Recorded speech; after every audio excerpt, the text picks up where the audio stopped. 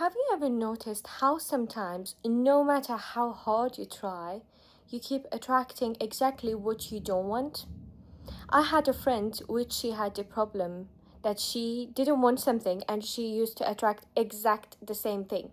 There is actually a reason for that, and all comes down to desire and expectations. Um Hello, welcome to my channel. This is Morella, and I am so glad that you are here. I want this space to be real and authentic, a place where we can talk about the mind, attraction, and the little shifts that can change everything in our lives, which happened to me. So let's dive right into today's topic, the law of attraction, the thing that made you to click into this video. Bob Proctor explained this with a simple fishing example. So, how does it happen? When you cast your line and fish bites, you're instantly connected. Let me explain it with a simple fishing example to you. When you cast your line and fish bites, you're instantly connected. But unless you reel it in, you'll never have the fish. Desire connects your expectation. Desire connects you, but expectation is what brings you what you expected into your reality. This is your Marvelous Mind series, and today we are exploring law number 3 of the 11 Forgotten Laws, the law of attraction. As a medical student, I've spent years studying the human body, the brain, and the science behind how we function. But what struck me most is how science and faith, or if you like, science and spirituality, are not as separate as we have been taught to think. When I started shifting my mindset, I noticed real changes. For a long time, I used to define what I didn't want. I don't want stress. I don't want to struggle financially. I don't want relationships that hurt me. But you know what I've realized? I realized that in both medicine and life, focusing on the absence of disease doesn't create health. Focusing on building health does. The same applies to our thoughts.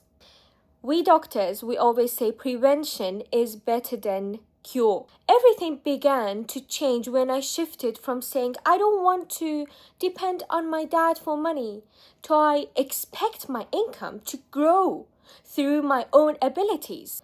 Opportunities I couldn't have predicted started appearing. And in love, the same pattern showed up. Instead of repeating what I didn't want in a partner, I began saying, I want someone who loves me, who shows up for me, who reflects the love I knew I deserve. That small change in expectation completely shifted the kind of energy I was attracting. It makes sense because our thoughts literally shape our perception of reality. Your brain filters billions of signals every second and only presents us with what it thinks is important. If I expect disappointment, my brain shows me reasons to be disappointed. But if I expect love, growth, and abundance, my brain begins to search for those experiences. Our subconscious mind doesn't understand the difference between reality and imagination. So attract what you want to have. From the spiritual perspective, it is no different. Religion, too, teaches us about faith, believing in what we cannot yet see, trusting in the unseen, and expecting goodness. Science calls it the reticular activating system. Religion calls it faith, but both point to the same truth.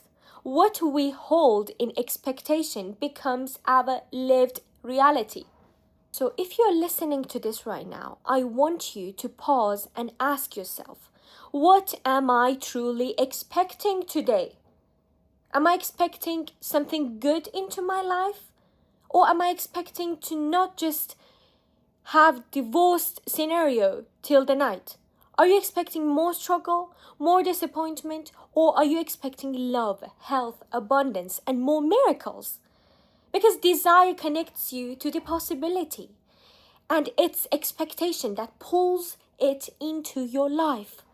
It is so simple, yet not easy. Thank you so much for spending this time with me. If this resonated with you, share your own expectation in the comments. I would love to hear it. And don't forget to subscribe if we can keep growing our marvelous minds together. This is Marella, and I'll see you in the next episode, which I'm going to be breaking down the law number 4 of 11 Forgotten Laws. Stay happy, stay healthy, and stay rich. Bye bye.